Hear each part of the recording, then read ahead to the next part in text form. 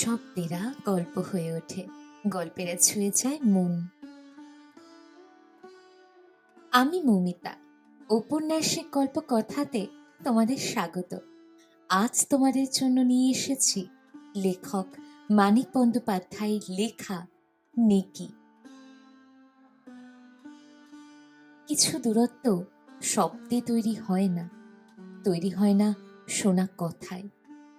কিছু সম্পর্ক ভেঙে যায় না, শুধু ভুল বোঝাবুঝির কুয়াশায় ঢেকে থাকে। সময় আমাদের শেখায়, যাকে হারিয়েছি ভেবেছিলাম সে আসলে ছিল খুব কাছেই। আজকের গল্প সেই অদৃশ্য দূরত্ব আর নিঃশব্দ টানাপোড়েনের অনুভূতির। শোনো এক নতুন গল্পের কথা।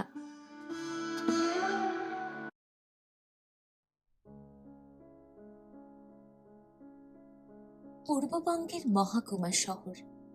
শহর সন্দেহ নেই, তবে বিশুদ্ধ নয়। গ্রামের খাদ আছে। চারিদিক ঘুরে দেখলে মনে হয় এ যেন শহর আর গ্রামের আলিঙ্গনবদ্ধ মূর্তি।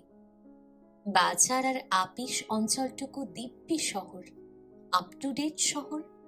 কলকাতার কোনো নতুন ফ্যান্সি জিনিস উঠলে 1 মাসের ভেতরে স্থানীয় মণিহারি দোকানগুলিতে আত্মপ্রকাশ করে। একটিমাত্র বাঁধানো রাস্তা, মাইল খানেক লম্বা। বাজারের বুক ভেদ করে আদালতের গা ঘেঁষে গিয়ে মাটির রাস্তায় আত্মগোপন করেছে। বাজারের কাছে ছোট ছোট কয়েকটা শাখাও আছে। বাজারের কিছু দূরে পাকা রাস্তার ধারে একটি হাই স্কুল, কাছাকাছি পাবলিক লাইব্রেরি, টাউন হল, অফিসারদের ক্লাব, ক্লাব সংলগ্ন টেনিস কোর্ট ইত্যাদি।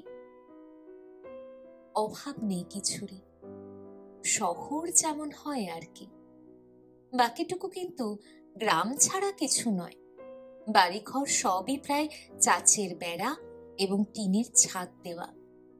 কোনো কোনোটার ভিটেটুকু মাত্র পাকা বাঁধানো। শুধু তাই নয়, গ্রামের যা প্রধান প্রধান লক্ষণ, প্রকাণ্ড প্রকাণ্ড আম কাঁঠালের বাগান, পুকুর ডোবা, ঝোপঝাড়, জঙ্গল, বেতবন থেকে আরম্ভ করে সাপ, ব্যাঙ, শিয়াল, বেজি এবং টিকটিকির রাজ সংস্করণ গোসাপ পর্যন্ত সমস্তই আছে। শহরের পশ্চিম প্রান্তে আগাগোড়া চুনকাম করা একটি পাকা বাড়ি। বাড়িটা বরাবর স্থানীয় প্রথম মুন্সিফ দখল করে থাকেন। এখন আছেন হেমন্ত মুখার্জি। বাড়িটির পিছনে প্রকাণ্ড এক আমবাগান, তারই একদিকে ডোবা সংস্করণ একটি পুকুর। হে গল্পের আরম্ভ ওইখানেই। একদিন বেলা প্রায় 10টার সময় 16-17 বছরের একটি মেয়ে স্নান করছিল। পুকুরের চারিদিকে প্রকৃতির নিজের হাতে করা গাছপালার প্রাচীর, এত ঘন যে 8-10 হাতের ভেতরে এলেও বুঝতে পারা যায় না এখানে পুকুর আছে। আশেপাশের বাড়ি ঘরও বেশি নেই, একান্ত নির্জন। মেয়েটির শঙ্কা ছিল না, নিত্যকার মতো সমস্ত পুকুরটা সাঁতরে এসে নিশ্চিন্ত চিত্তে অঙ্গমার্জনা করছিল। হঠাৎ ওপারে নজর পড়তে দেখল বছর 22-23-এর একটি ছেলে, চোখে সোনার চশমা, একটা আম গাছের গুড়ি ঘেঁষে দাঁড়িয়ে আছে। ত্রস্তভাবে নিজেকে আকণ্ঠ নিমজ্জিত করে দিয়ে মেয়েটি সংযত হয়ে নিল। জড়সড় হয়ে তেমনি ভাবে গলা পর্যন্ত ডুবে দাঁড়িয়ে রইল। ভাবল ভদ্রলোকের ছেলে, সরে যাবে। ছেলেটির কিন্তু নড়বার লক্ষণ দেখা গেল না, তেমনি ভাবে দাঁড়িয়ে রইল। রাগে বিরক্তিতে মেয়েটি ঠোঁট কামড়ে ধরল। এক মুহূর্ত দ্বিধা করে জল থেকে উঠে এলো। তারপর ধীর পদে ছেলেটির কাছে এগিয়ে গেল। ছেলেটি নিবিষ্ট চিত্তে গাছের উপর কি দেখছিল, যেন পৃথিবীর আর কোনো দিকে তার লক্ষ্য নেই। রাগে গা জ্বলে গেল। তিক্ত স্বরে মেয়েটি বললে, দেখুন। ছেলেটি চমকে তার দিকে তাকালো। মেয়েটি বললে, এত দূর থেকে দেখতে আপনার বোধহয় অসুবিধা হচ্ছে, ঘাটের পাড়েই চলুন না, আমার স্নানের এখনো বাকি আছে। আমায় বলছেন? দ্বিতীয় ব্যক্তি তো কারোকে দেখছি না এখানে। আপনি ভদ্রলোকের ছেলে, আপনার যদি এরকম প্রবৃত্তি। রাগে দুঃখে মেয়েটির কণ্ঠরুদ্ধ হয়ে গেল। ছেলেটি অকৃত্রিম বিষয়ে তার মুখের দিকে চেয়ে রইল। মেয়েটি আবার বললে, আর একদিন আপনি উকি মারছিলেন, কিছু বলিনি, কিন্তু এ আপনার কোন দেশি ভদ্রতা? আপনার বাধে না, কিন্তু আমরা লজ্জায় মরে যাই। মানুষকে এত নীচ ভাবতেও যে কষ্ট হয়। বিবর্ণ মুখে ছেলেটি বললে, এসব আপনি কি বলছেন? আমি ন্যাকামি। ছেলেটির মুখ দেখে মন একটু নরম হয়েছিল, কিন্তু এই ন্যাকামিতে আবার কঠিন হয়ে গেল। কটু কণ্ঠে বললে, অন্যায় বলেছি? দু চোখ বড় বড় করে দেখুন, আপনাকে আমি লজ্জা করব না। স্নানের সময় গরু মহিষও তো মাঝে মাঝে জল খেতে আসে। ঘুরে দাঁড়িয়ে পা বাড়ালো। পিছনে ব্যাকুল কণ্ঠে শোনা গেল, দাঁড়ান। মেয়েটি ফিরে দাঁড়ালো। আমায় বিশ্বাস করুন, আপনি স্নান করছিলেন, আমি তো দেখিনি। আর একদিনের কথা বললেন, কিন্তু আমি কাল মোটে কলকাতা থেকে এখানে এসেছি। আশেপাশে যদি দু একটা পাখি মেলে এই আশায় সকালে বন্দুকটা নিয়ে বেরিয়েছিলাম। একটা ঘুঘু এইদিকে উড়ে এসেছিল, কোথায় বসলো তাই দেখছিলাম, আপনাকে নয়। হাতে বন্দুকটা দেখিয়ে বললে, এটা দেখে আপনার বিশ্বাস হওয়া উচিত। পিছন ফিরে ঘাটের দিকে চলতে চলতে মেয়েটি বললে, ন্যাকামি করবেন না, আমি কচি খুকি নই। ছেলেটির মুখ কালো হয়ে গেল। সকালবেলা উজ্জ্বল আলো পর্যন্ত যেন এক সুন্দরী তরুণীর দেওয়া উচ্ছেদ অপবাদের ছাপে মলিন হয়ে উঠল। ছেলেটি নিঃশ্বাস ফেলে সরে গেল। পলাতক ঘুঘুটা চোখের সামনে দিয়ে উড়ে গিয়ে কাছেই একটা ডালে বসল। বন্দুক তুলতে ইচ্ছে হলো না। আঁকাবাঁকা সরু পথটি ধরে বাগান পার হয়ে খিড়কির দরজা দিয়ে সাদা বাড়িটায় ঢুকল। বন্দুকটা বড় ঘরের কোণে ঠেস দিয়ে রেখে বিরস মুখে খাটের একধারে বসে পড়ল। মা বললেন, কি স্বীকার করলি রে অশোক? অপবাদ। অপবাদ? বলে খানিকক্ষণ চুপ করে থেকে অশোক বললে, গায়ের মেয়েগুলো ভারী ঝগড়াটে হয় না মা? কারোর সঙ্গে ঝগড়া করে এলি নাকি? অশোক বললে, আমায় করতে হয়নি, একাই করেছে। বাবু স্নান করছিলেন, ঘুঘু খুঁজতে যেই পুকুর পাড়ে গেছি, জল থেকে উঠে এসে যা মুখে এলো শুনিয়ে দিল। ওত পেতেছিল বোধহয়। বাপ থাকো তোমরা এখানে, কাল আমি কলকাতায় চম্পট দিচ্ছি। মা বললেন, কোন পুকুর? বাগানের ভেতরটা? অশোক ঘাড় নেড়ে সায় দিল। তবে বোধহয় হৃদয় মুক্তারের ভাগ্নি, খুব সুন্দর দেখলি? দেখলাম না, দেখতেই যা শোনালো, দেখলে বোধহয় খেয়েই ফেলতো। অশোকের ক্রুদ্ধ মুখের দিকে চেয়ে মা হেসে ফেললেন। না রে, ও খুব ভালো মেয়ে, দোষের ভেতর একটু তেজি আর ঠোঁট কাটা। অশোক বললে, মা বললেন, মেয়েদের একটু তেজ থাকা ভালো রে, কাজ দেয়, অন্যায় ও মোটে সহ্য করতে পারে না। অশোক বললে, জানি, খুব ন্যায়বান। কাল এলাম আমি এই জঙ্গলে, আর বলে কিনা আর একদিন উকি মারছিলাম। চিনতে পারিনি। নেকি তো প্রায় আসে আমার কাছে, চিনলেই দেখিস ক্ষমা চেয়ে নেবে। নেকি? ওর নাম নেকি নাকি? হ্যাঁ, ছেলেবেলায় নাকে কাঁদতো বলে ওর পিসি ওই নামই রেখেছিল। মা হেসে ফেললেন। অশোক বললে, নাকে কাঁদতো? যেরকম বলেছিল মা, আমি আরেকটু হলে কেঁদে ফেলতাম। আজও সন্ধ্যার পর কালবৈশাখী দেখা দেবে। দুপুর বেলায় প্রচন্ড গুমুট সে সত্যটা নিঃসংশয়ে জানিয়ে দিচ্ছিল।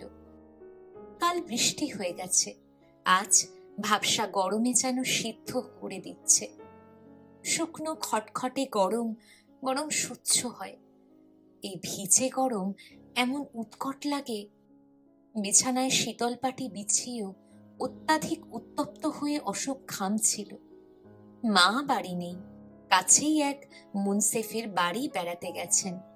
রোদ বৃষ্টিতে আর যা কিছু আটকাক, মেয়েদের বেড়ানোটা আটকায় না। ছোট ভাই পুলকের সকালের স্কুল, হামবাগানে তার খোঁজ মিলতে পারে। হাতের বইটা টেবিল লক্ষ্য করে ছুড়ে দিয়ে অশোক উঠে বসল। ভিজে তোয়ালে দিয়ে সর্বাঙ্গে ঘাম মুছে অর্ধন্মুক্ত বাতায়নের পথে বাইরের গুমুট স্তব্ধ পৃথিবীর ওপর সূর্যালোকের নিষ্ঠুর অত্যাচারের দিকে চেয়ে রইল। দুপুরবেলা কিন্তু চারিদিকে গভীর রজনী স্তব্ধতা ব্যাপ্ত হয়ে আছে। প্রকৃতির অস্বাভাবিক গাম্ভীর্যের যেন স্পর্শ করা যায়।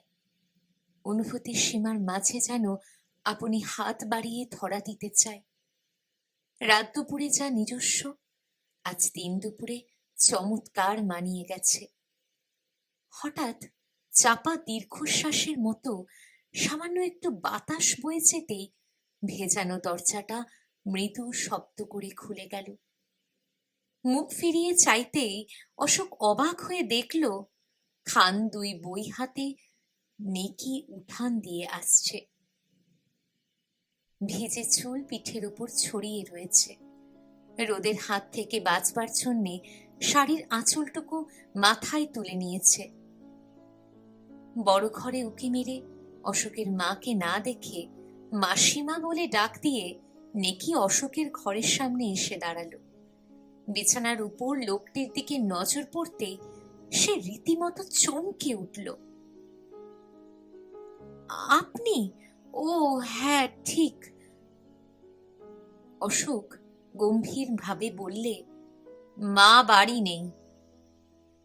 বাড়ি নেই? বই দুখানা ফেরত দিতে এসেছিলাম।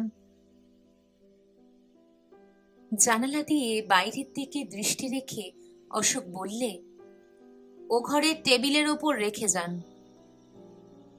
নেকির চাবার লক্ষণ দেখা গেল না। সেখানে দাঁড়িয়েই সপ্রতিভভাবে প্রশ্ন করলে, আপনি অশোকবাবু না? তাহলে কালকের ঘুঘুর কথাটা বিশ্বাস করতে হলো। নেকির মুখের দিকে চেয়ে অশোক বললে, আমার সৌভাগ্য। বিশ্বাসটা হলো কিসে? আমি অশোকবাবু বলে। মৃদু হেসে নেকি বললে, হ্যাঁ, মাসিমার কাছে আপনার কথা এত শুনেছি যে বিশ্বাস না করে উপায় নেই।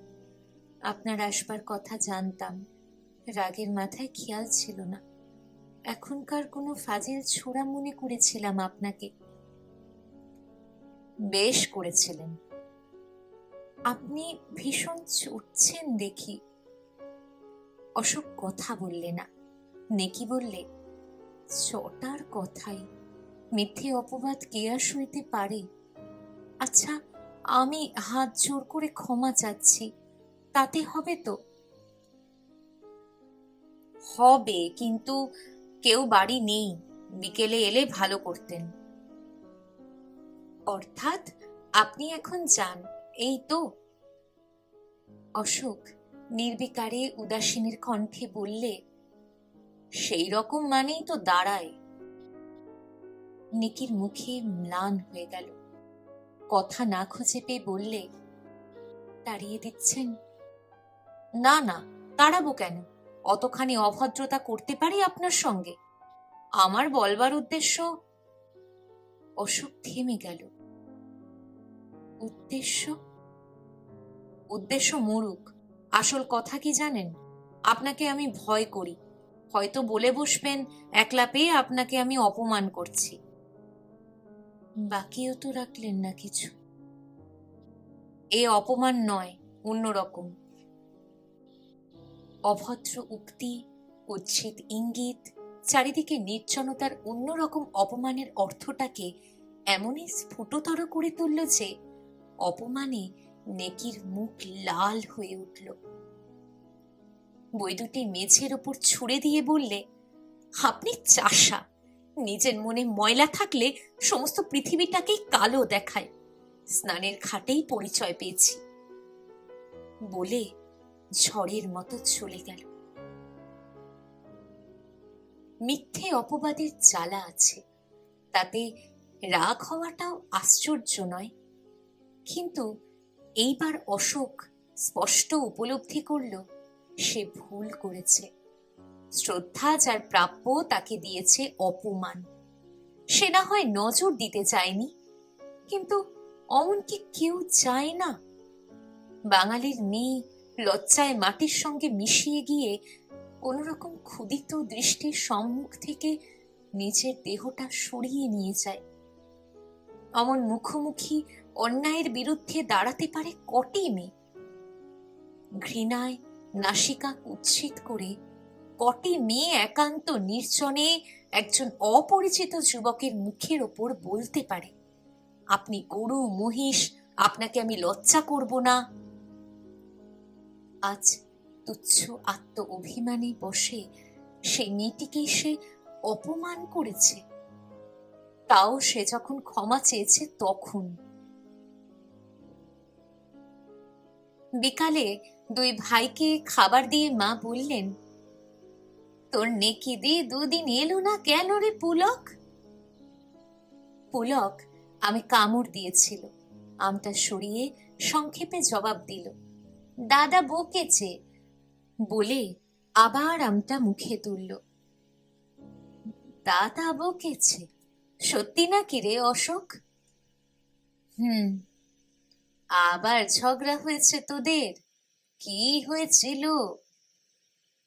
অশোক বললে, পরশু তুমি বাড়ি ছিলে না। দুপুরবেলা বই হাতে করে এসে হাজির। যেমনই বলেছি মা বাড়ি নেই, বিকেলে আসবেন, যা মুখে এলো বলে চলে গেল। সব দোষটুকু অশোক নির্বিকারে নেকির ঘাড়েই চাপিয়ে দিল। এমনি করে মানুষ নিজের অন্যায় করা জ্বালার সান্ত্বনা খোঁজে। বেদনা দেওয়া সহজ, আঘাত করা ততোধিক। কিন্তু অমন একটা সহজ কাজ করেও সুখ মেলে না। সুন্দরী এবং তরুণী আর হাসি ভরা মুখখানি যে কথার আঘাতে ম্লান করে দিয়েছিল, এই স্মৃতিটা কাটার মতো ক্রমাগত বিঁধে গেল। মা বললেন, কি ছেলে মানুষই তোরা করছিস অশোক? নেকি তো গায়ে পড়ে ঝগড়া করার মেয়ে নয়। না, খুব ভালো মেয়ে। রোদ পড়ে এলো। পুলককে নিয়ে অশোক বেড়াতে বার হলো। আমবাগানের পরেই বিস্তৃত মাঠ, আলে আলে পায়ে গড়ে ওঠা সরু পথটি দিয়ে চলতে তার এমনই ভালো লাগে। মাঝে মাঝে লাঙল দেওয়া খেতে নেমে পড়ে, মাটির ঢিলাগুলি পায়ের নিচে গুড়িয়ে যায়। ক্ষেতগুলি সমস্ত দিন বৈশাখের বেহিসাবে সূর্যের তাপ চুরি করে সঞ্চিত করে রাখে। সূর্য বিদায় নিলে মৃদু ভাবে সেই তাপ বিকীর্ণ করে। অশোক সর্বাঙ্গ দিয়ে সবটুকু অনুভব করে। চষা মাটির অস্পষ্ট সুবাস তার মনকে উদাস করে দেয়। পুলকের হাত ধরে চলতে চলতে অশোক ভাবে, এমনই ভাবে মাটি যেন নিজেকে চিনিয়ে দিতে চায়।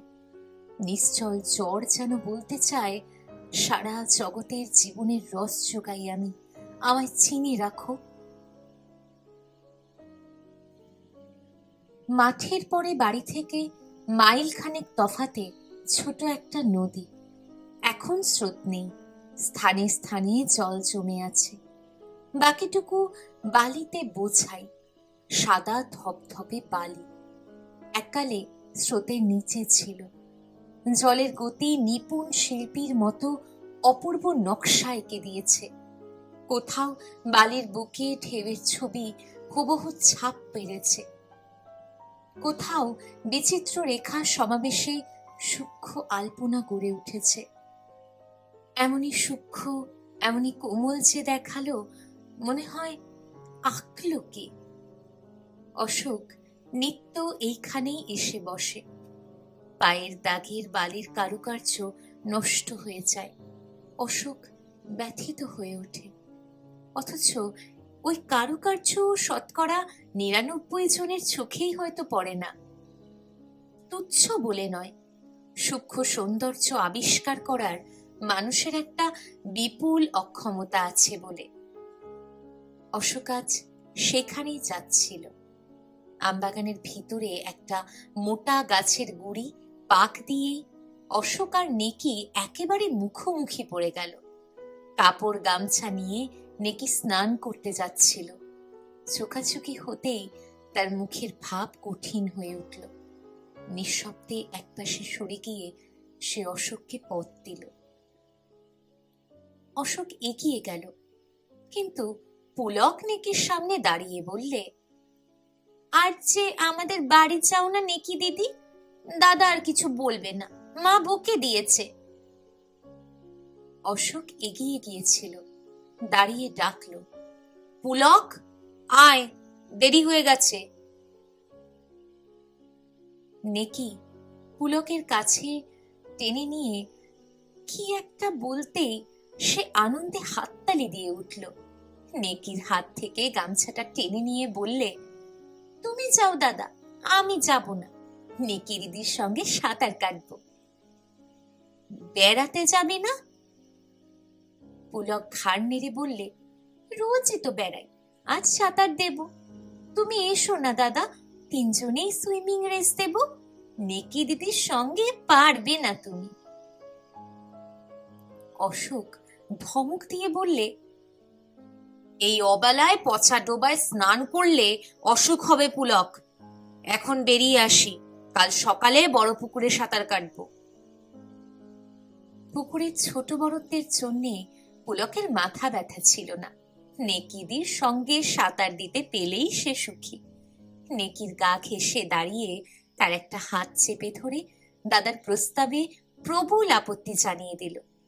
নেকি তার হাত ধরে পুকুরের দিকে অগ্রসর হলো। অশোক ক্ষুব্ধ স্বরে বললে, এই অবেলায় ওকে যে পচা ডোবায় স্নান করবার জন্য নাচালেন, অসুখ হলে দায় কে হবে? মুখ না ফিরিয়ে নেকি জবাব দিল, আমি। ওর অভ্যেস আছে। অভ্যেস আছে কিরকম? ও কি গেঁয়ো-ভূত যে পচা ডোবায় স্নান করা অভ্যেস থাকবে? গেঁয়ো-ভূত না হোক, শহুরে বাবু নয়। বলে নেকি পুলককে নিয়ে মোটা আম গাছটার ওই দিকে অদৃশ্য হয়ে গেল। শহুরে বাবু, মেয়েটা শেষ পর্যন্ত তাকে শহুরে বাবু ঠাউরালো নাকি? নিতান্ত চোটে যত দূর সম্ভব দূরে দূরে পা ফেলে হন হন করে বাগান পার হয়ে অশোক মাঠে পড়ল। মাঠে বেড়ানোর আনন্দটুকু মাঠে মারা গেল। অশোক ভাবলে, কি কুক্ষণেই মেয়েটার সঙ্গে দেখা হয়েছিল। সন্ধ্যার অন্ধকার একটু অস্বাভাবিক রকম ঘন হয়ে গেল। চারিদিকে অশোকের নজর পড়ল না। নজর পড়লে নদীর চড়ায় বসে থাকবার মতো সাহস তার হতো না। ঈশান কোণের জমাট বাঁধা কালো ছায়াটি যেরকম দ্রুত বেগে আকাশের অর্ধেকটা ঢেকে ফেললে, তাতে আর অল্পক্ষণের ভেতরেই যে সমস্ত আকাশ ঢেকে ফেলবে, সে বিষয়ে সন্দেহ করবার উপায় ছিল না। হলোও তাই। আকাশ যখন প্রায় সবটা ঢাকা পড়েছে, তখন অশোক হঠাৎ ব্যাপারটা উপলব্ধি করল। তৎক্ষণাৎ উঠে দাঁড়িয়েই বাড়ির দিকে পা বাড়িয়ে দিল। যতবার শঙ্কিত দৃষ্টি তুলে আকাশের ভয়ানক কালো, ভয়ানক গম্ভীর মূর্তির দিকে চাইল, ততবারই তার গতিবেগ বেড়ে গেল। নেকি তো নেকি, ঝড় শুরু হওয়ার আগেই কোনো রকমে বাড়ি পৌঁছানোর চিন্তা ছাড়া অন্য সব কথা তার মন থেকে বেমালুম লুপ্ত হয়ে গেল। এ সময়ে একরকম নিত্যকার ব্যাপার হলেও ইতিপূর্বে পূর্ববঙ্গে কালবৈশাখীর যে পরিচয় পেয়েছিল, তাতে এই নির্জন মাঠে এই কালবৈশাখীর সঙ্গে মুখোমুখি দাঁড়াবার কল্পনা করেই সে ভয় পেয়ে গেল। জমাট বাঁধা অন্ধকারকে শিউরে দিয়ে বিদ্যুৎ চমকে উঠল। অশোকের দ্রুত চলা দৌড়নোতে পরিবর্তিত হয়ে গেল। অশোক পুরী গিয়েছিল। দূর থেকে সমুদ্র গর্জন কেমন শোনায় জানত। পিছন থেকে সেই রকম একটা অস্পষ্ট গর্জন কানে আসতেই সে বুঝতে পারল কালবৈশাখীর তাড়া করে আসছে এবং তাকে ধরে ফেলতে মাত্র 2-3 মিনিটের ওয়াস্তা। হাফ ধরে গিয়েছিল। দৌড়ে বিশেষ লাভ নেই, বরং উঁচু উঁচু মাঠের ভেতরে অন্ধকারের আছাড় খাওয়ার আশঙ্কা পুরো মাত্রায়। বাধ্য হয়ে দৌড়নো বন্ধ করে অশোক দ্রুত চলা শুরু করল। আরেকবার বিদ্যুৎ চমকাতে অশোক দেখলে আমবাগান তখনও 5-7 মিনিটের পথ। আমবাগান ঝড় তো ধরেই ফেলবে ঠিক। তখন আমবাগানের ভিতর দিয়ে যাওয়াটা কি বুদ্ধিমানের কাজ হবে? অশোকের ইচ্ছা হলো একবার থমকে দাঁড়িয়েই কথাটা ভালো করে চিন্তা করে নেয়, কিন্তু পেছনের গর্জনটা খুব কাছে এবং বেশি রকম স্পষ্ট হয়ে উঠেছে দেখে দাঁড়াবার সাহস হলো না। আর দ্বিতীয় পথের সন্ধান তো সে রাখে না। অন্য সময় ঘণ্টাখানেক ধরে খুঁজে অন্যদিকে গিয়ে ঘুরে যাবার ভালো রাস্তা আবিষ্কার করা হয়তো সম্ভব হতো, কিন্তু এখন সারা রাত ধরে খুঁজলেও যে সে পথের খবর মিলবে না তা ঠিক। আমবাগান ছাড়া পথ নেই। কাঁচা পাকা ঢের ফল গাছগুলি খাইয়েছে। আজ যদি নিতান্তই চাপা দেয়, কি আর করা যাবে? পেছন থেকে মহা কলরব করতে করতে ঝড় এসে অশোককে এমনই ঝড়ে ধাক্কা দিল যে মুখ থুবড়ে পড়তে পড়তে কোনো রকমে সামলে নিল। আর ঝড়ে চলবার চেষ্টা করবার প্রয়োজন হলো না। বাতাসেই অশোককে ঠেলা নিয়ে চলল। ঠিক যেন ভোজবাজি শুরু হলো। চিরকাল মাথা উঁচু করেই আছে, কিন্তু গাছগুলি পর্যন্ত শটান শুয়ে পড়বার মতো আকুলি ব্যাকুলি করে শুরু করলো। লাখখানিক ঢাক ঢোল বাজিয়ে প্রকৃতি যেন বিদঘুটে রকমের ওয়ার ডান্স আরম্ভ করে দিল। সব ভেঙে চুরমার করে ঠান্ডা হবে। মেঘের সংযম রইল না, ফোঁটা ছেড়ে ধারাপাত শুরু হয়ে গেল। সেই পতনশীল বাড়ি ধারা নিয়ে পাগলা হাওয়া এমনই খেলা শুরু করে দিল যে দেহের অনাবৃত অংশের স্পর্শেন্দ্রিয় দিয়ে বিদ্যুতের আলোতে দর্শেন্দ্রিয় দিয়ে ভালো করে অনুভব করে অশোকের ইচ্ছে হতে লাগলো সেই মাঠের ভেতরেই মুখ গুজে শুয়ে পড়ে। ঝড়ের শব্দ তো আছেই, তার ওপরে আকাশের মেঘেদের অজস্র চকমকি ঠুকে আলো চালাবার অবিশ্রাম চেষ্টায় ক্রমাগত যে আওয়াজ হতে লাগলো, তাতে অশোকের শ্রবণেন্দ্রিয় সংজ্ঞাহারা হয়ে পড়বার উপক্রম করল। আমবাগানের শেষ প্রান্তে হৃদয় মুক্তারের বাড়ি। অশোকের পথ তার রান্নাঘরের পাশ দিয়ে। চাচের বেড়া গায়ে বসানো জানালার পাশে আসতেই সুতীক্ষ্ণ কণ্ঠ শোনা গেল, অশোকবাবু দাঁড়ান। অশোক থমকে দাঁড়ালো। নেকি অশোকের প্রতীক্ষাতে রান্নাঘরের জানালায় চোখ রেখে দাঁড়িয়েছিল। ডাক দিয়ে বাইরে বেরিয়ে অশোকের কাছে গিয়ে দাঁড়ালো, বললে, গলা চিরে ডেকেছি, যে শব্দ, ভাবলাম বুঝি শুনতেই পাবেন না, ঘরে চলুন। না, মা ভাববেন।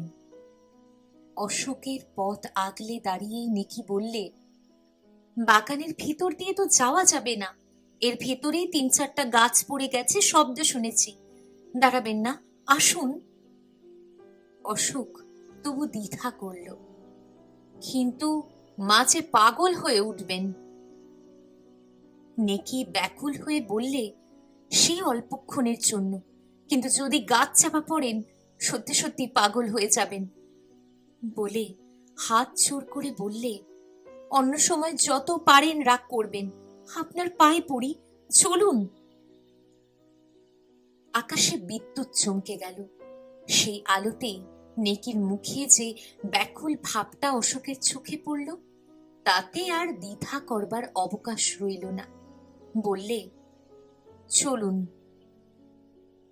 নেকি অশোককে পথ দেখিয়ে রান্নাঘরের পাশ দিয়ে উঠানে পার হয়ে বড় ঘরের দাওয়ায় উঠল। দরজার বার থেকে শিকল লাগানো ছিল, ক্ষিপ্র হস্তে শিকল খুলে ফেলল। ঘরে প্রদীপ জ্বলছিল, দরজা খুলতেই বাতাসে নিভে গেল। অশোককে হাত ধরে ঘরের ভেতরে নিয়ে গিয়ে নেকি বললে, দাঁড়ান, আলো জ্বালছি। ঘরের একদিকে তাক হাতড়ে একটা ল্যাম্প নিয়ে এসে বললে, আপনার কাছে দেশলাই আছে? না। সিগারেট খান না? না। খুব ভালো ছেলে তো। না, আপনার সঙ্গে তাহলে পাড়া খেলো না দেখছি। রান্নাঘরেই যেতে হলো, থাকুন অন্ধকারে চুপটি করে দাঁড়িয়ে। বলে নেকি বাইরে চলে গেল। দেশলাই নিয়ে ফিরে এসে চৌকাঠের বাইরে দাঁড়িয়েই বললে, হাত বাড়িয়ে দেশলাইটা নিয়ে আলো জেলে ফেলুন অশোকবাবু। একবার তো দুজনেই খানিকটা জল ঢেলেছি, সর্বাঙ্গে যেরকম ধারা বইছে, এইবার ঘরে ঢুকলে মেঝেতে নদী বয়ে যাবে। নিকষ কালো আধার, কিন্তু তার ভিতরেই নেকির হাতের দুগাছি সোনার চুড়ি রান্নাঘরের অদৃশ্য প্রায় আলোয় চিকচিক করছিল। দেশলাই দিয়ে অশোক একটা কাঠি জ্বালিয়ে বললে, একেবারে ভিজে গেছেন যে। সেটা উভয় তো, পরে দুঃখ করা যাবে, বাতিটা জ্বালুন। আলো জেলে অশোক বললে, মেঝেটা সত্যি ভেসেছে।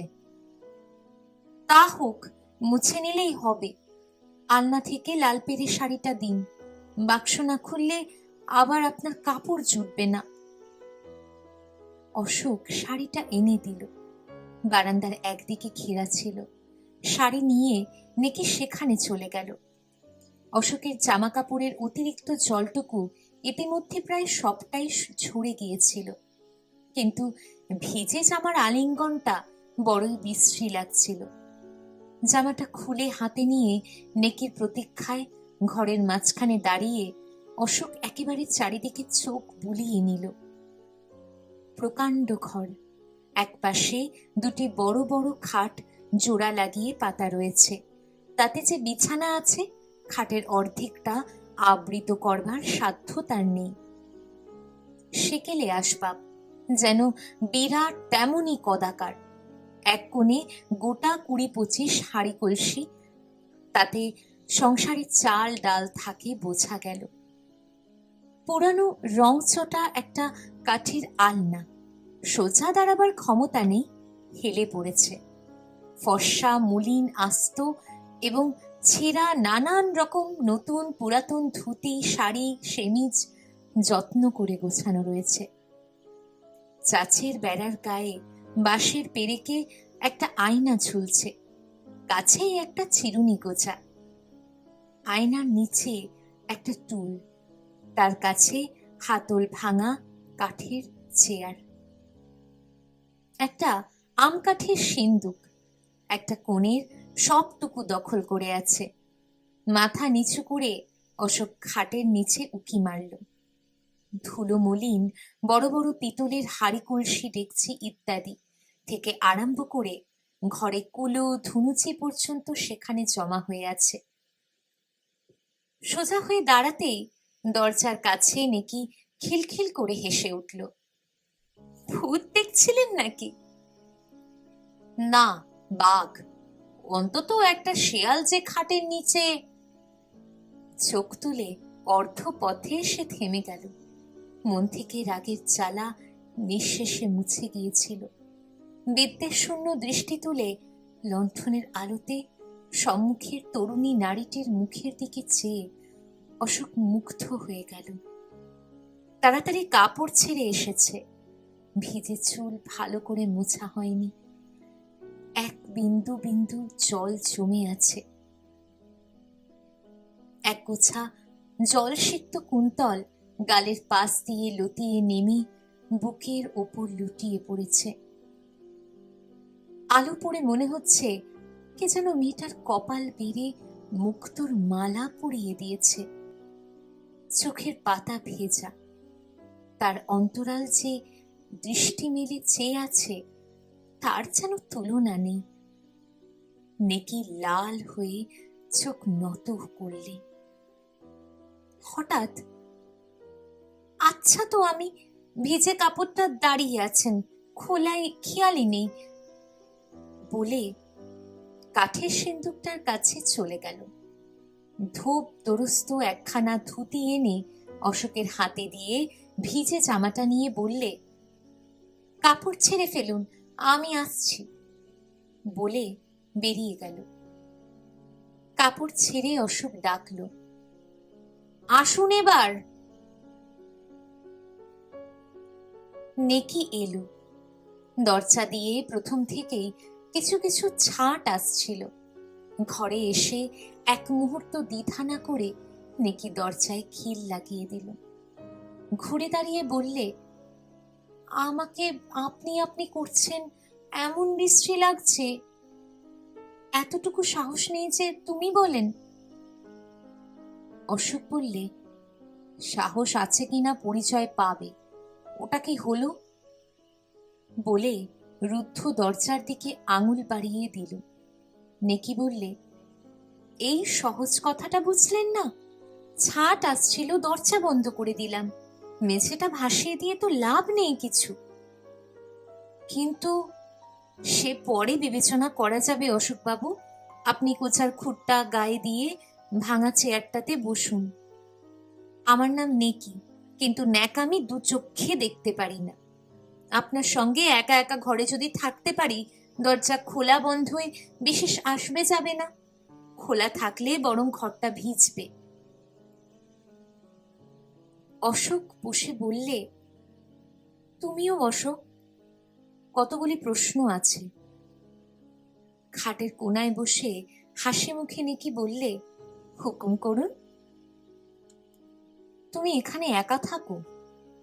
নেকি হেসে উঠল, তাই কি আপনি সম্ভব মনে করেন নাকি? হাসি থামিয়ে বললে, থাকি তিনজনে, মামা, পিসিমা আর স্বয়ং। মামা জমি দেখতে পরশুদিন মফস্বলে গেছেন। পিসি বিকেলে কাদের বাড়ি গিয়েছিল, ঝড়ের জন্য আটকা পড়ে গেছে। যে আচমকা ঝড় এলো আজ, আপনি ফিরছেন না দেখে আমার যা ঝড়ের সময় মাঠের মাঝে ভারী ভয় হয় অশোকবাবু। ব্যস্ত হয়ে উঠে দাঁড়িয়ে অশোক বললে, আমি চললাম। নেকি বিস্মিত হয়ে বললে, কি হলো আবার? আমার মতো মূর্খ আর নেই। ছি ছি, একবারও খেয়াল হলো না? কি হলো বলুন না। বুঝলে না, কেউ যদি হঠাৎ এসে পড়ে সে ভারী বিশ্রী হবে। আমি যাই। নেকি দৃঢ় কণ্ঠে বললে, জানি, বসুন। সে ভয় করলে আপনাকে ডেকে আনতাম না। পাগল হয়েছেন? ভালো দিনে কেউ আসে না, আর ঝড় বৃষ্টি মাথায় করে গোয়েন্দাগিরি করতে আসবে? অশোক বসল, বললে, তোমার কিন্তু বেজায় সাহস। লোকে নাই জানুক, আমাকে তো একরকম জানোই না। কি বলে ডেকে আনলে? আপনাকে জানি না, কে বললে? আমি বলছি, এসেছি 5 দিন, দেখা হয়েছে 3 বার, 3বারই ঝগড়া করেছি। চেনবার সুযোগ পেলে কোথায়, পুকুর পাড়ে বরং। নেকি খিলখিল করে হেসে উঠল। ওটা তার স্বভাব।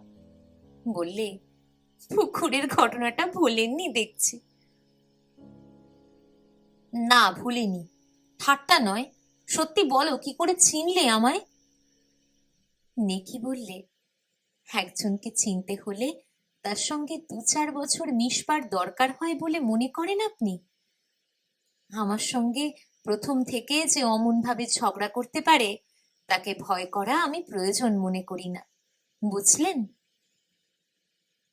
অশোক ঘাড় নেড়ে বললে, না। তবে অন্যরকম করে বলি, আমাদের অনুভূতি বলে একটা জিনিস আছে অশোকবাবু, একবার দেখলেই আমরা মানুষকে চিনতে পারি। আর কি জানেন, মাসিমার ছেলেকে চিনবার দরকার হয় না। নেকির কথায় তার মার প্রতি এমন একটা সহজ শ্রদ্ধার ভাব প্রকাশ পেল যে অশোক খুশি হয়ে উঠল। একটু চুপ করে থেকে বললে, আচ্ছা নেকি, তোমার ভালো নামটা কি বলো তো? নেকি নামটা পছন্দ হয় না? ও নামটা আমায় একেবারে মানায় না, কি বলেন? আপনি না হয় আমাকে লীলা বলবেন। লীলা? বেশ নাম, সত্যি বেশ। অশোক জবাব দিলে না, একটু হাসলো। হঠাৎ নেকি বললে, আপনার খিদে পেয়েছে, আম খাবেন? অশোক ঘাড় নাড়ল। আম খাবেন না? তাহলে কি দিই? কাল সন্দেশ করেছিলাম, গোটা 4 আছে, বোধহয় তাই খান তবে। অশোক আবার ঘাড় নাড়ল। ঘাড় নাড়ছেন যে খালি, ইচ্ছেটা কি? ইচ্ছে কিছু না খাওয়া, বাড়ি থেকে যতদূর সাধ্য খেয়ে বার হয়েছিলাম, খিদে নেই। নেকি মুখ গোছ করে বললে, রাগ হলো? আচ্ছা দাও, খাবো। থাক, খিদে না থাকলে খেতে নেই। তৎক্ষণাৎ বললে, খিদে যেন পাচ্ছে বলে মনে হচ্ছে, এতক্ষণে বুঝতে পারিনি। কি দেবে দাও, খেয়ে নি। নেকি হাসি মুখে খাবার নিয়ে এলো। শুধু সন্দেশ নয়, আমও কেটে দিল, ঘরেই ছিল। কোণের কলসি থেকে জল গড়িয়ে দিল। অশোক নিঃশব্দে আহারে মন দিল। নেকি বললে, খেতে খেতে কথা বলুন, চুপ করে থাকতে ভালো লাগে না। কি বলবো? যা খুশি। যা খুশি নয়। অশোক নেকির কথাই পারল। একটু একটু করে নেকির জীবনের যে ইতিহাস সে শুনল, তাতে অবাক হয়ে গেল। বড় লোকের মেয়ে, কলকাতায় বাবার ব্যবসা ছিল। মা কবে মারা গিয়েছিলেন নেকির মনে নেই। পিসি তাকে মানুষ করেছে। কি সব কারণ ঘটেছিল নেকি জানে না।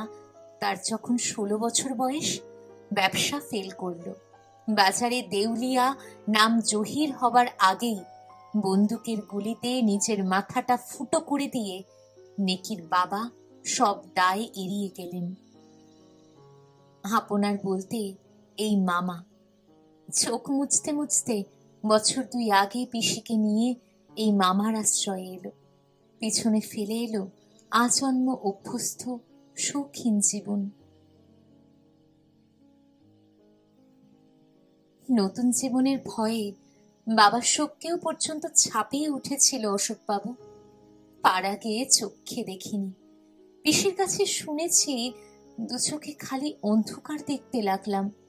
গায়ের মেয়েরা কিভাবে থাকে, ভোর 5টায় উঠে গোবর দিয়ে কেমন করে খড় নিকোয়, ডোবায় গিয়ে বাসন মাজে, লাউ কুমড়োর চচ্চড়ি দিয়ে কেমন আরামে দুবেলা পেট ভরায়। পিসির কাছে লম্বা ফিরিস্তি শুনে মনে হয়েছিল, কাজ নেই বাবা বেঁচে থেকে, তার চেয়ে আপিং খুলে খাওয়া সহজ। অশোক বললে, তারপর যখন সত্যি সত্যি এলে তখন কেমন লাগলো? নেকি বললে, এসে দেখলাম ভয়ের কারণই নেই, ঘর নিকোবার দরকারও হলো না, বাসনও মাজতে হলো না, রান্নার ভাতটাও পিষে নিলেন। সেদিক দিয়ে বিশেষ কষ্ট হলো না। কিন্তু কপাল মন্দ। আমি আসার 3 মাসের ভেতরেই কয়েকটা মোকদ্দমায় হেরে মামার অবস্থা ভয়ানক খারাপ হয়ে গেল। মামা অবশ্য বললেন, অবস্থা বুঝে আমি নিজেই ঝেঁকে ছাড়িয়ে দিলাম। বুক বেঁধে একদিন যে ভয়ে আপিং খেতে ইচ্ছে হয়েছিল, সেই গোবর ল্যাপা থেকে বাসন মাজা পর্যন্ত সব কাজ হলো করে ফেললাম, কোথাও কিন্তু বাদল না। অশোক বললে, রান্নাটাও বোধহয় এখন করতে হয়। হ্যাঁ, পিসিমার বাতের শরীর, পারেন না। ঝড়ের বেগ কম পড়তেই নেকি বললে, আপনি এখন আসুন অশোকবাবু, একা ফেলে গেছে।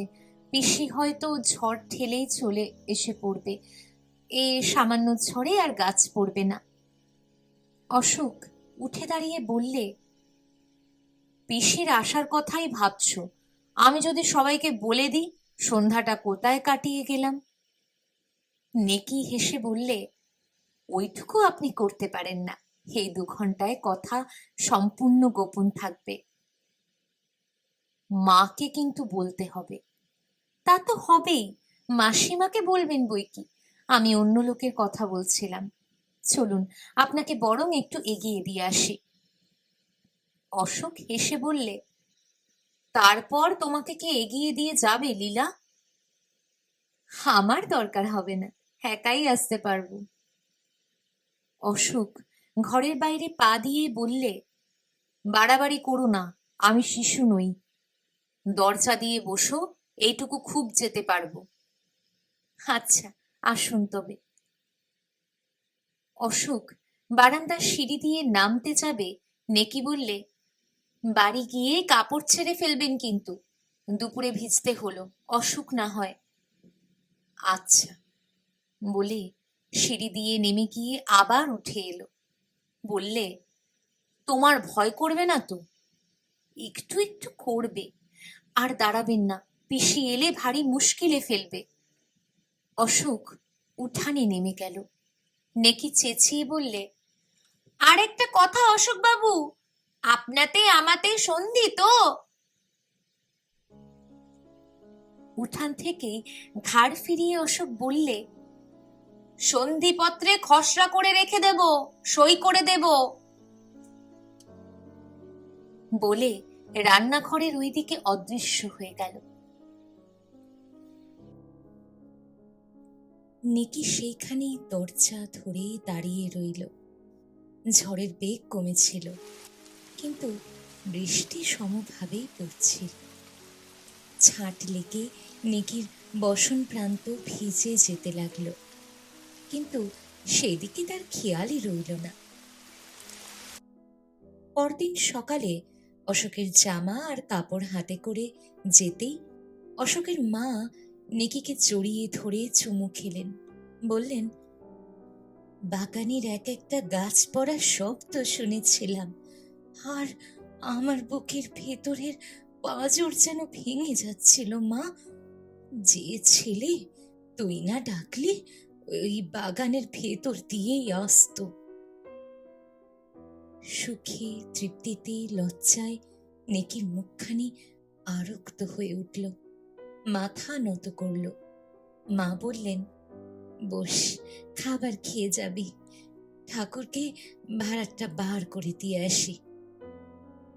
বলে চলে গেলেন। আপনার জামার পকেটে এই কাগজপত্রগুলি ছিল অশোকবাবু, ভিজে চুপসে গেছে। অশোক কাগজগুলি নিয়ে বললে, মানি ব্যাগটা? মানি ব্যাগ তো ছিল না। ছিল না? কিরকম? কাগজ রইল, ব্যাগ উড়ে গেল? নেকি হেসে ফেললে, যতই করুন অশোকবাবু, আর ঝগড়া রাখবে না, সন্ধি হয়ে গেছে। ঠাট্টা নয়, বেশি টাকা ছিল নাকি? না, গোটা 5 দৌড়বার সময় মাঠে পড়েছিল, বুঝেছিলাম তুলে নেওয়ার সুযোগ হয়নি। ভালোই হয়েছে, ষাঁড়ের কাজে দেবে। তা দেবে, টাকার মতো আর সার নেই। মাসখানেক কেটে গেছে। সকালবেলা মা চা করছিলেন। ঝরা ফুলের মতো পরিম্লান মূর্তি নিয়ে নেকি এসে তার গা ঘেঁষে বসে পড়ল। মা বললেন, জ্বর ছেড়েছে? উঠে এলি যে? জ্বর নেই, আমায় এক কাপ চা দিও মাসিমা। এখনো খাসনি কিছু? নেকি ঘাড় নাড়ল। তবে আগে একটু দুধ খেয়ে নি, তারপর চা খাস। দুদিনের জ্বরে কি চেহারাই হয়েছে রে মেয়ের। স্টোভের উপর কড়ায় দুধ চাল হচ্ছিল। বাটিতে ঢেলে নেকির সামনে ধরলেন। অশোক বললে, 3-4 বার পরে পচা ডোবায় স্নান করলে জ্বর হবে না? নেকি বললে, প্রথম দিন থেকেই ওই পুকুরে স্নান করাটা আপনার চক্ষুশূল হয়েছে দেখছি। কি মুশকিল, এই মেয়েটা প্রথম দিনের সেই ঘটনাটুকু নিজেও ভুলবে না, অশোককেও ভুলতে দেবে না। মা কি কাজে উঠে যেতেই বাটির দুধ প্রায় সবটা কড়ায় ঢেলে দিয়ে চোখ কান বুঝে বাকিটুকু নেকি উদরস্থ করে ফেললে। চায়ের কাপ তুলে নিয়ে বললে, দুধ তো নয়, বিষ। তাই দেখছি, মাকে বলতে হবে। না লক্ষ্মী, বলবেন না, এক্ষুনি এক বাটি দুধ গিলিয়ে দেবেন। ভালোই তো। ভালো বই কি। চায়ের কাপটা শেষ করে তাড়াতাড়ি উঠে দাঁড়িয়ে মার আসবার আগেই পালাই তাহলে। অশোক বললে, না বসো, বলবো না। রাধতে হবে, পিসিমার অসুখ। এই শরীরে রাধবে? না রাধলে চলবে কেন? মামা 2 দিন হাত পুড়িয়ে রেঁধে খেয়েছেন। ওই যা, আসল কথাই ভুলে গেছি। বিকেলে আপনার আম খাবার নেমন্তন্ন রইল, পুলককেও নিয়ে যাবেন। বলে নেকি চলে গেল। বিকালে প্রায় 6টার সময় পুলককে সঙ্গে নিয়ে অশোক আম খাবার নিমন্ত্রণ রক্ষা করতে গেল। হৃদয় চক্রবর্তী একগাল হেসে অভ্যর্থনা করলেন। কি সৌভাগ্য, কথাটাই উচ্চারণ করলেন 12-20। চক্রবর্তীর বয়স নির্ণয় করা দুঃসাধ্য। মাথার চুলে বাঘ ধরেছে। চুল বলা সঙ্গত নয়, কদম ফুলের পাপড়ি। মুখে দাড়ি গোফের জঙ্গল।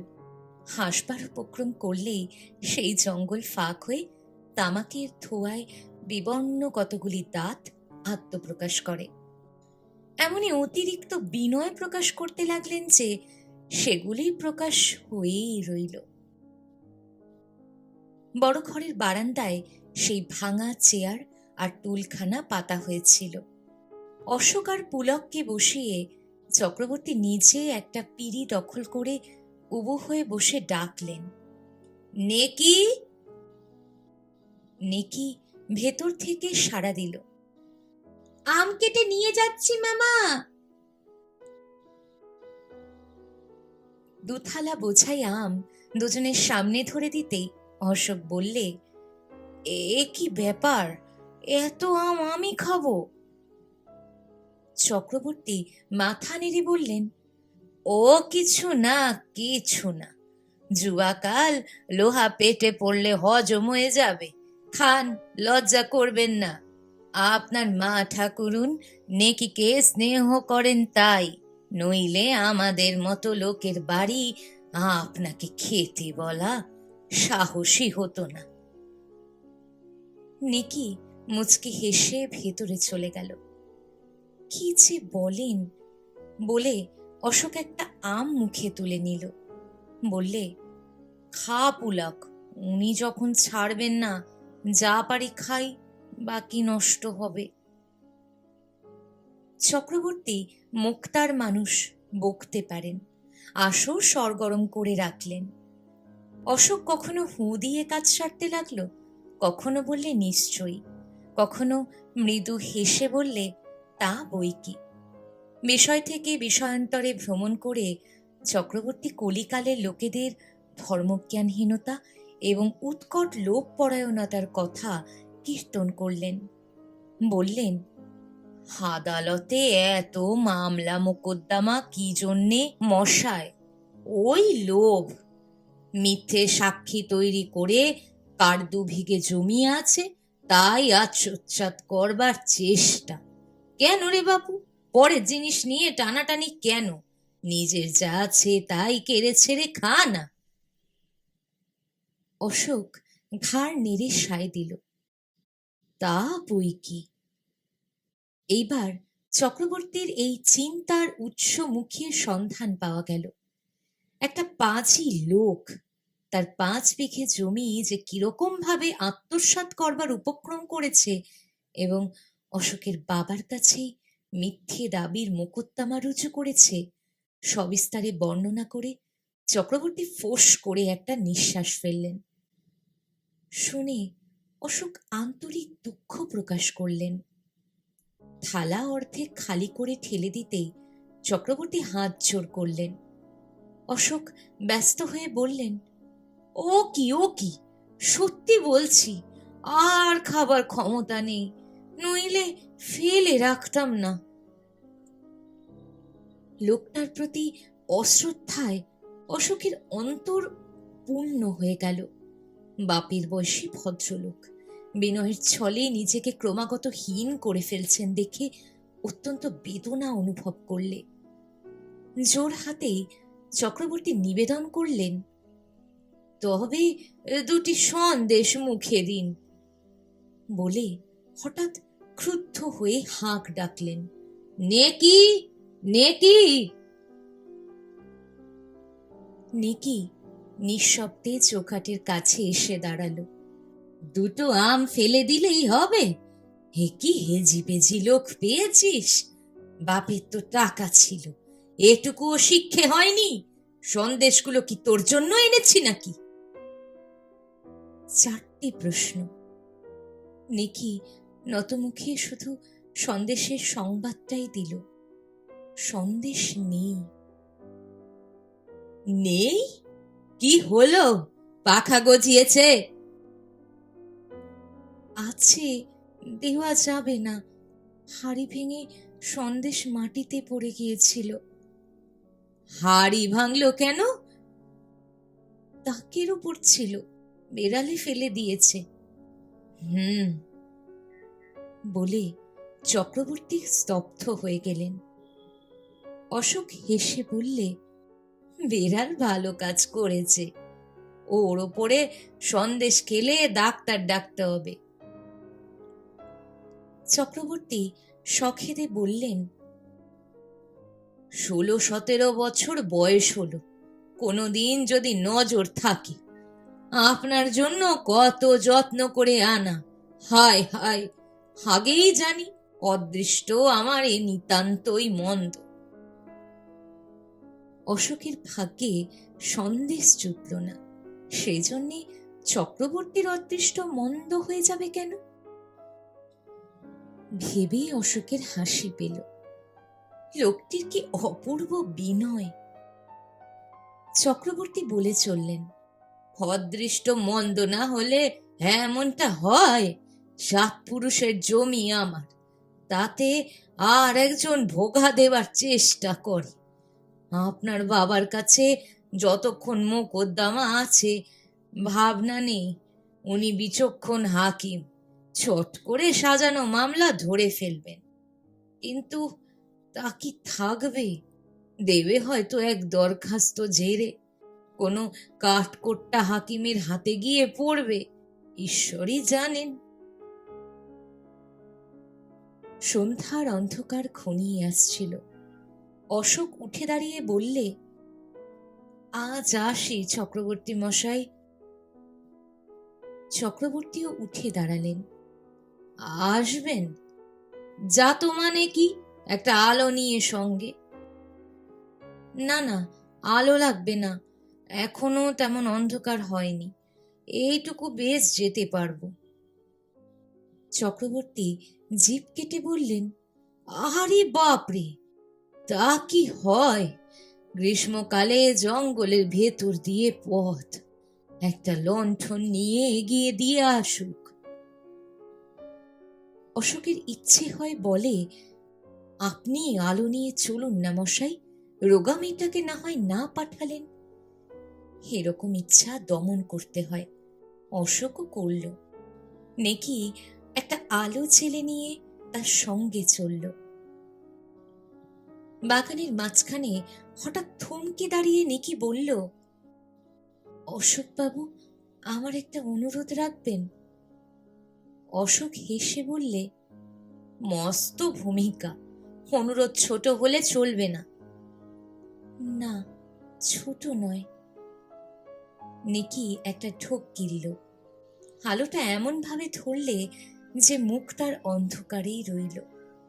একটু চুপ করে থেকে বললে, মামা যে জমির কথা বলছিলেন সেটা সত্যি সত্যি আমাদের, আপনার বাবাকে একটু বলবেন?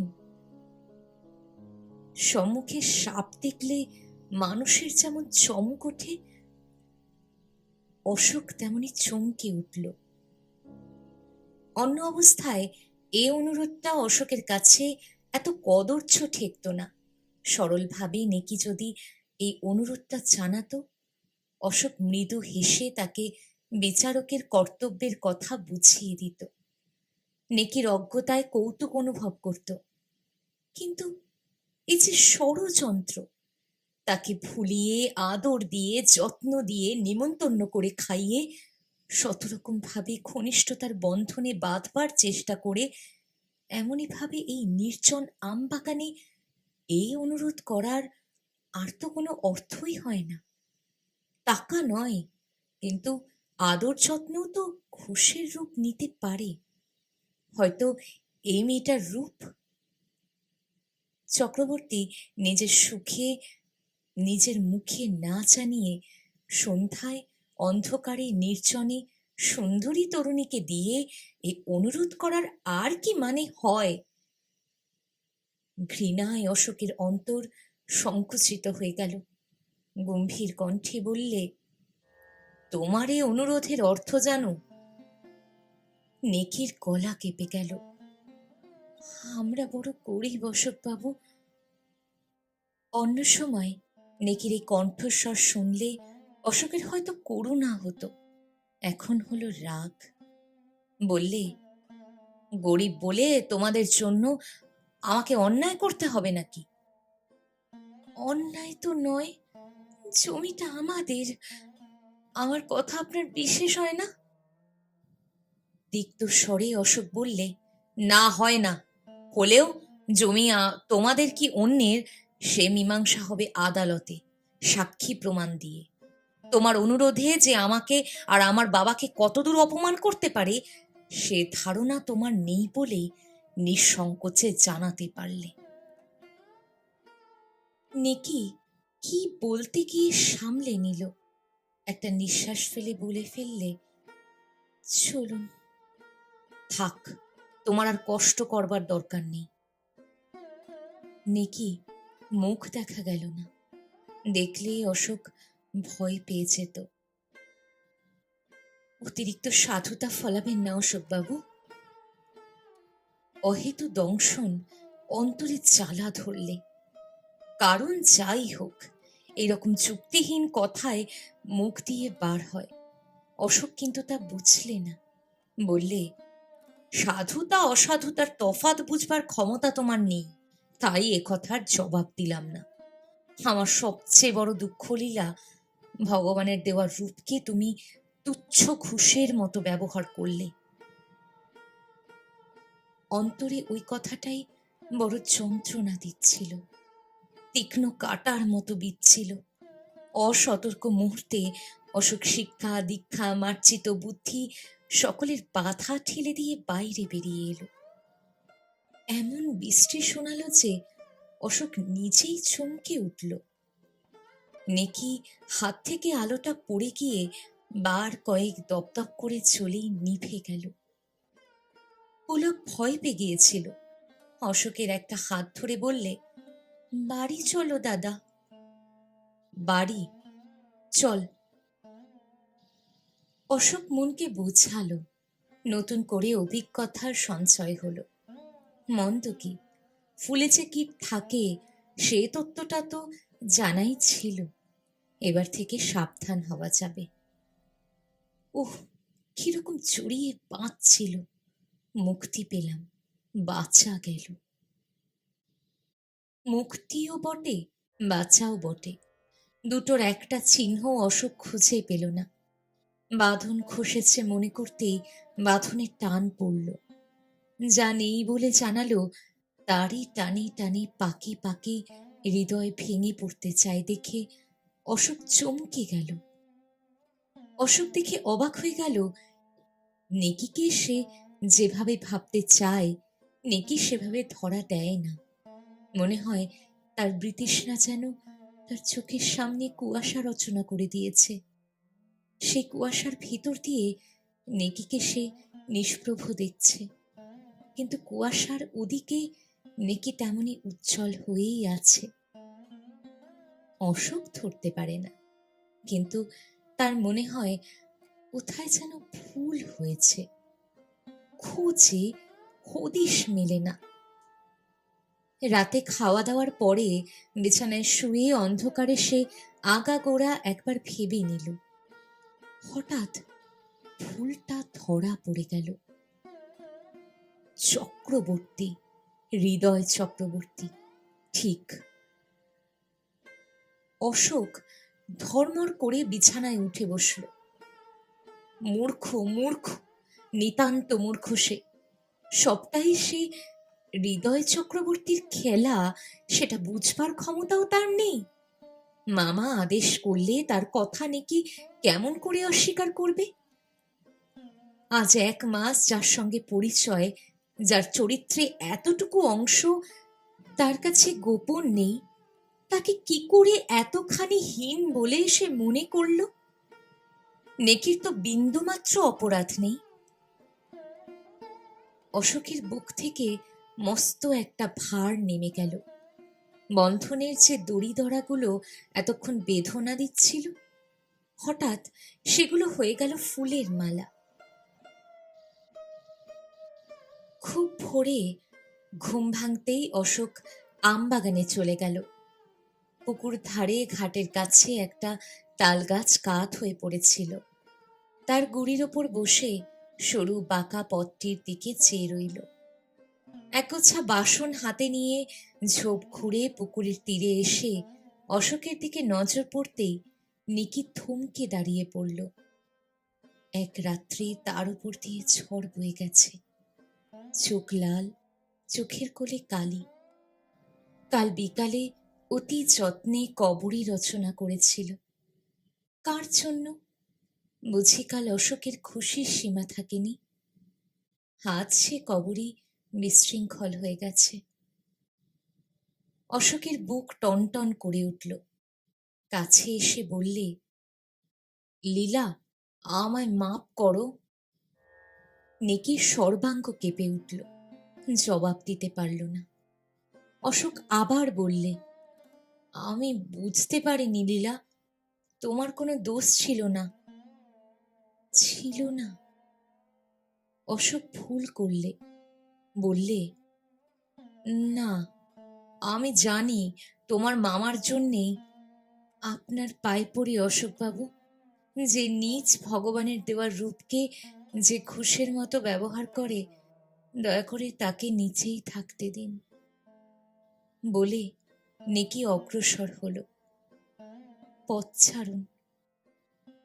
অশোক পথ ছেড়ে দিল। তার অস্বাভাবিক বিবর্ণ মুখের দিকে চেয়ে দাঁত দিয়ে ঠোঁট কামড়ে ধরে নেকি খাটে নেমে গেল। পরদিন অশোক কলকাতা রওনা হল। মাস 3 পরের কথা। সকালে মার কাছে থেকে অশোক একখানা চিঠি পেল। মা লিখেছেন, মাসখানেক ধরে তিনি জ্বরে ভুগছেন। খুব সম্ভব ম্যালেরিয়া ধরেছে। ডাক্তার চেঞ্জে যেতে বলেছেন। রাঁচি যাওয়া ঠিক হয়েছে।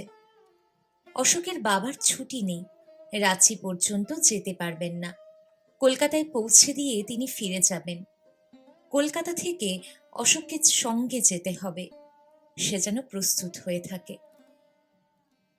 চিঠি পড়ে অশোক মিনিট 15 ভাবল, তারপর সুটকেস গোছাতে বসল। সেই দিন রাত্রেই সিরাজগঞ্জ মেলে উঠে বসল। মা বললেন, তোর আসবার দরকার ছিল না, আমরাই তো কলকাতায় যাচ্ছিলাম। যাক, বেশ করেছিস। অশোক মুখ নত করলে। কেন যে এলো, সেই প্রশ্নের বিরামহীন মহলা তো তার মনেই চলেছে।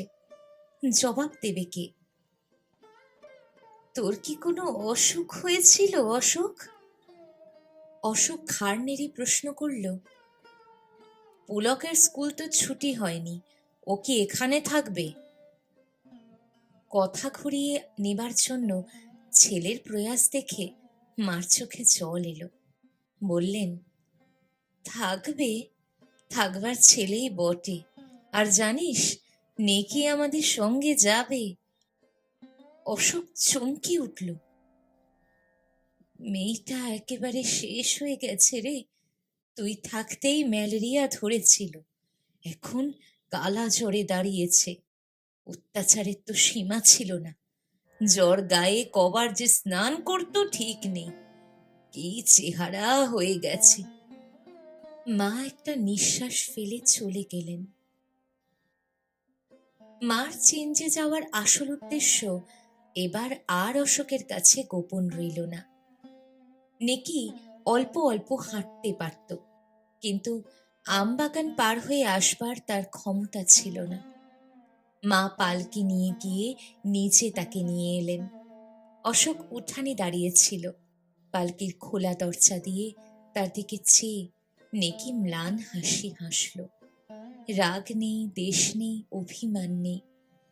সারা রাত্রি ঝড়ের আঘাত সয়ে রজনীগন্ধার দল ভোরবেলা যেমন শ্রান্ত ক্লান্তি হাসি হাসে, সেই রকম হাসি। অশোকের মুখ ফিরিয়ে নিল। নেকির পিসির অসুখ, চক্রবর্তী তাই এই সঙ্গে যাওয়া হলো না। পিসি একটু ভালো হলেই যাবেন। যাত্রা করবার সময় ভদ্রলোক হাউ হাউ করে কেঁদে ফেললেন। অশোকের মার উদ্দেশ্যে বিকৃত কণ্ঠে বললেন, আমার আর কেউ নেই মা, ওকে আপনি ফিরিয়ে আনবেন। চক্রবর্তীর উপর অশোকের বিতৃষ্ণার সীমা ছিল না। আজ তার মনে হলো, এর চেয়ে ভালো লোক বোধহয় পৃথিবীতে নেই।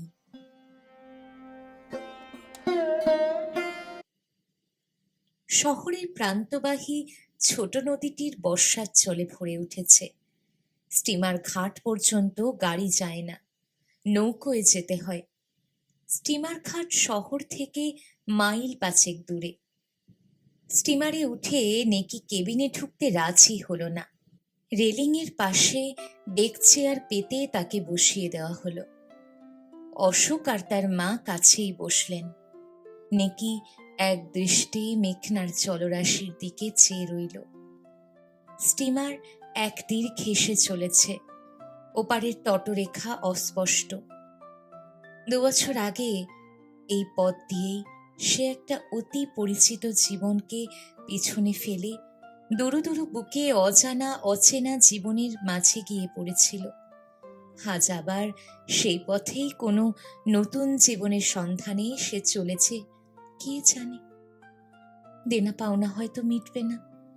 ওপারে তটরেখার মতোই অস্পষ্ট অনুভূতি তাকে চিরন্তন জীবনের কথা মনে পড়িয়ে দিচ্ছে।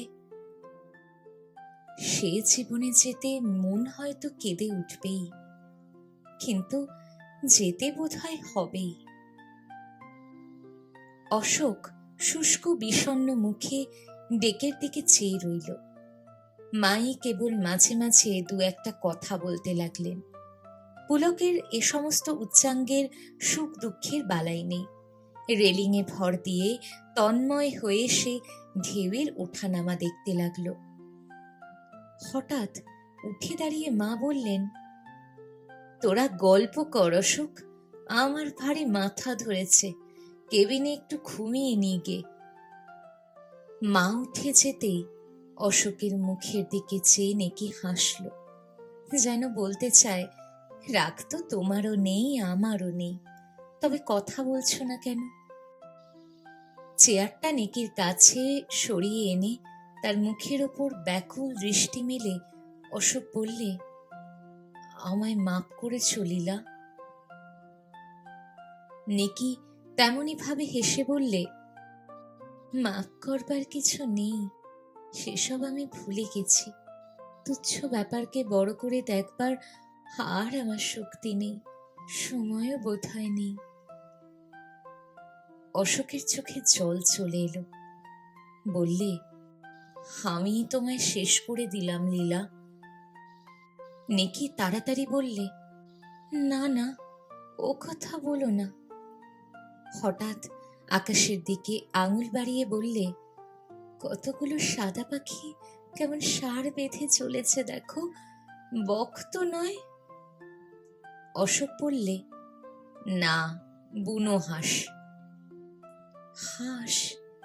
ও মা, এ আবার কিরকম হাঁস? আচ্ছা, ওরা দল বেঁধে কোথায় চলেছে? বেড়াতে বেরিয়েছে বুঝি? অশোক বুঝলে, একেবারে নেকির পাশে সরে গেল।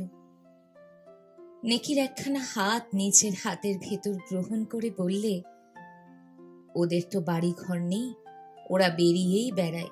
তুচ্ছ কথার অন্তরালে অনারম্ভ চেষ্টায় এতদিনের বিচ্ছেদ সংকোচ মুছে ফেলাই সবচেয়ে সহজ। সত্যি বাড়িঘর না থাকা কিন্তু বেশ, তাই না? বাতাসে একরাশি রুক্ষ চুল নেকির মুখের উপর এসে পড়েছিল। অশোক সযত্নে চুলগুলো সরিয়ে দিলে। আরামে নেকির চোখ বুজে এলো।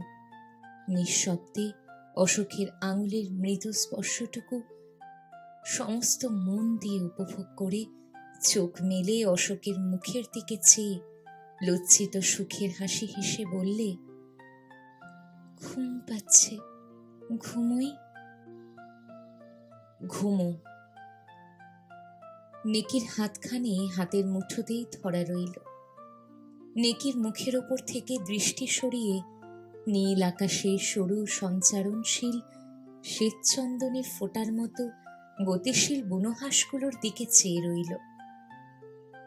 শ্রাবণের আকাশ, কিন্তু মেঘ নেই।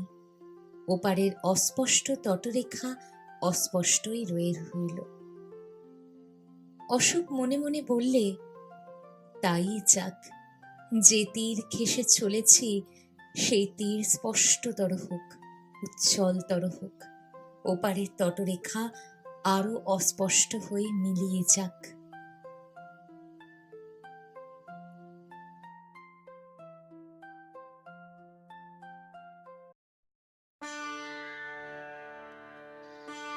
শেষ হলো আমাদের আজকের গল্প নেকি। লিখেছেন লেখক মানিক বন্দ্যোপাধ্যায়। ভুল বোঝাবুঝি কখনো কখনো মানুষ ও সম্পর্কের থেকে বড় হয়ে দাঁড়ায়।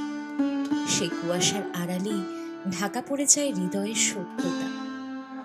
তবে এই অহংকারের দেয়াল ভেঙে ফেলা সহজ, যদি ক্ষমা, ভালোবাসা ও অনুতাপের পথে হাত বাড়ায়। গল্পেরা শুধু শোনা যায় না, অনুভব করতে হয়। আর সেই অনুভূতি তোমাদের সঙ্গে ভাগ করে নিতে আমি আছি উপন্যাসিক গল্প কথাতে। এই গল্প যদি সত্যি তোমাকে ছুঁয়ে যায়, একটা লাইক দিও, কমেন্টে তোমার মতামত জানাও, আর প্রিয়জনদের সঙ্গে শেয়ার করো। সাবস্ক্রাইব করে বেল আইকন অন করো, যেন পরের গল্পের প্রথম শ্রোতা তুমিই হও। আজকের মতো এখানেই শেষ, কিন্তু গল্পেরা তো শেষ হয় না, তারা নতুন করে জন্ম নেয় প্রতিবার। তাই আবার দেখা হবে নতুন গল্পে। ধন্যবাদ।